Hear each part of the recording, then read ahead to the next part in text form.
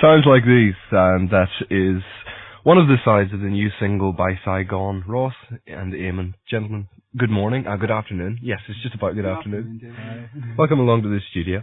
On the release of your first single, Times Like These was recorded not so terribly long ago, about 3 or 4 months ago. Eamon, I'll come to you first, yeah? 19th of August, I think it was, and mixed on 20th of August. Just across in the other studio.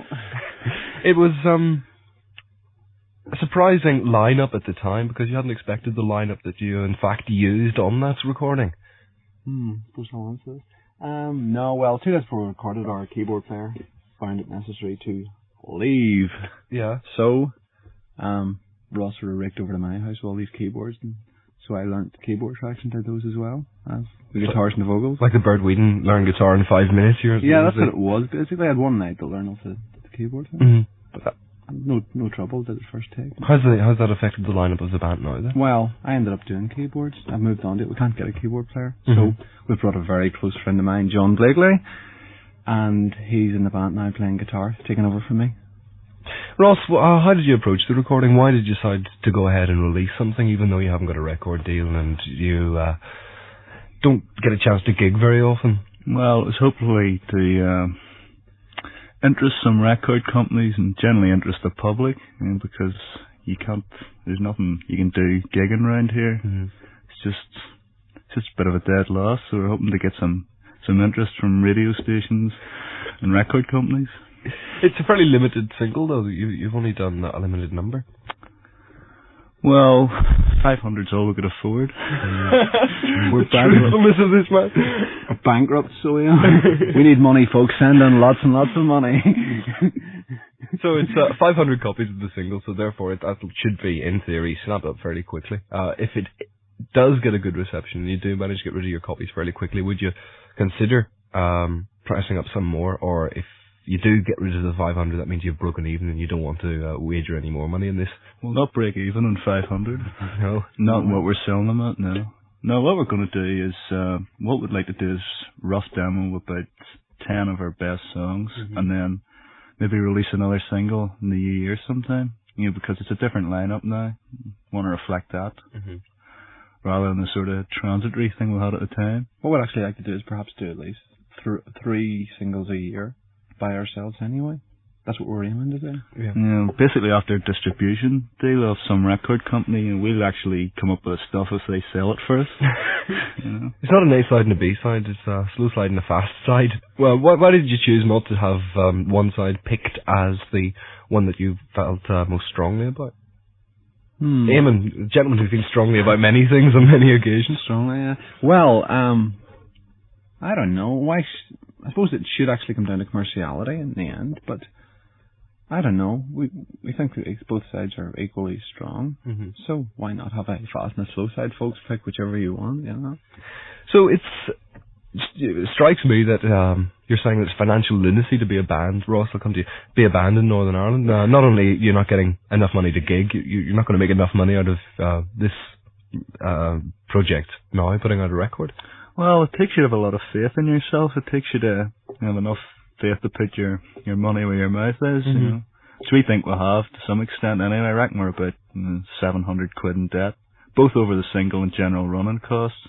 You think about most bands don't have a PA, which we do, and don't have a van, and you're talking to hire a van, 20, 25 quid, plus money for petrol, 15, 20 for a PA, and so forth,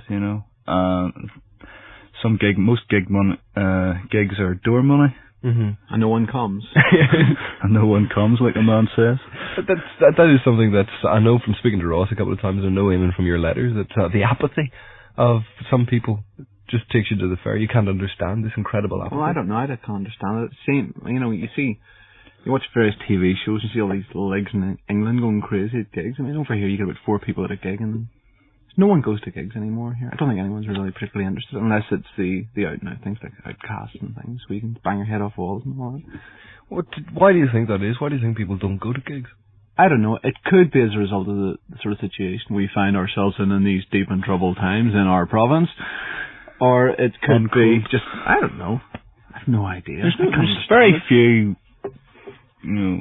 good bands, in around about, you know, they all still fit into sort of wee categories, punk bands, heavy metal bands, you know.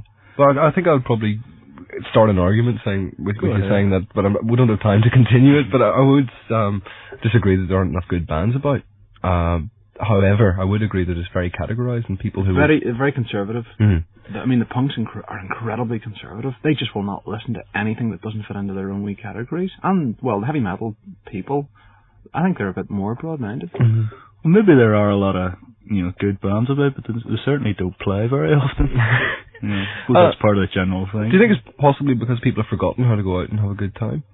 Possibly, yeah, it could be true. Depends. If you consider having a good time, you know, going out to some, well, let's not mention a certain place in town, you know, and paying exorbitant money for what's laughingly called alcohol and so forth. Stable, you know, for a toilet. And and sit in some cold hole and listen to a somewhat different band, you know.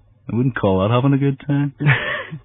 Well, what I'm really getting at is that maybe people have forgotten how to go out, and people have not even learned to go out and look for bands. I mean, for example, would you find anybody travelling more than about 10 miles to see you on a good night when there are a lot of people there? A lot of people travel 100 yards to see you. We find it hard enough to travel. Well, we did a 4-week residency at the Dunbar, Corporation Street. We put a lot of posters about, we put handouts about, we advertised it in the paper, we got plugs in the radio and so forth, and like, we're getting our mates, 20 people, you know, at best we're getting, you know, sort of 10 people, you know, through that advertising.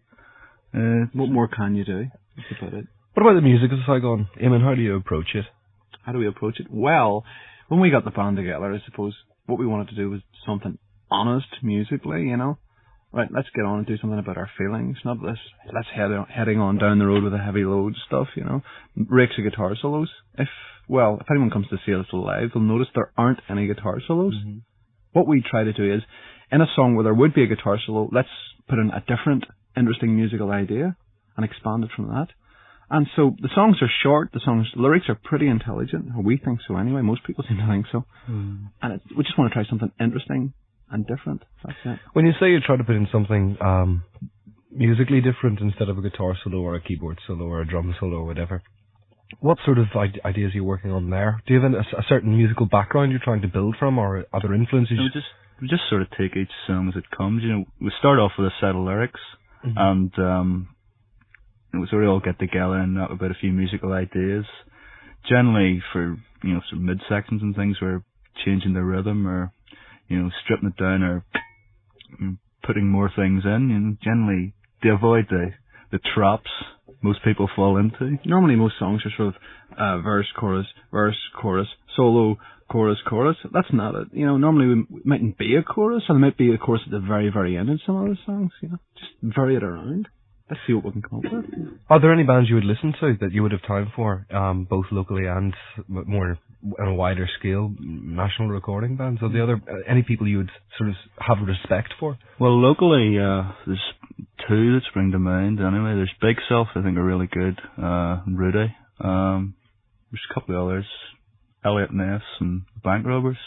I suppose, yeah, I'm pretty fond of those. Mm-hmm. But nationally, well, we've got very, very differing tastes in the band. I mean, the drummer likes jazz rock. I like Talking Heads, XTC, Boy, Todd Rundgren. Mm-hmm. Ross likes... Go on, Ross, you tell them what you like. Graham Parker, Elvis Costello, Bruce Springsteen, Tom Waits. Right, so from very just differing. a list like that can be fairly important when people are listening to it, because they may not have come across Saigon before, so they're going to notice that there are a few crossover points there. Tom Waits, for example, and jazz rock. They're not dissimilar. They're not certainly similar. But there's the idea of music which is fairly serious, and then Talking Heads, XTC, are people who spend a great deal of time with their lyrics. So this is something that you're pursuing. Yeah. Spending time on your lyrics. Working out means something. Mm-hmm. And the music, again, as you've said, is fairly exploratory, maybe. No, it's not really exploratory. We just don't try to, you know, play in one style. We just take, you know, the lyrics and see what music we can come up with. It won't fit into one style. You know, there's one perhaps is slightly reggae-ish or something. you know, that, or slightly funkish, you know, it just depends. We don't try and come up with a set pattern. It's not contrived. Well, with that, gentlemen, thank you very much. When does the single become available generally? Well, it should be early in the new year. Very, very early, sometime in January. We'll want to deliberately miss the Christmas rush. Just right, too. You know, silly time to put out records. We've got the sleeves back. There's just nothing to put in them at the moment. Okay, so the first one we'll play was Times Like These. So this to finish it off is Rip It Up and Start Again. Listen to the lyrics, folks.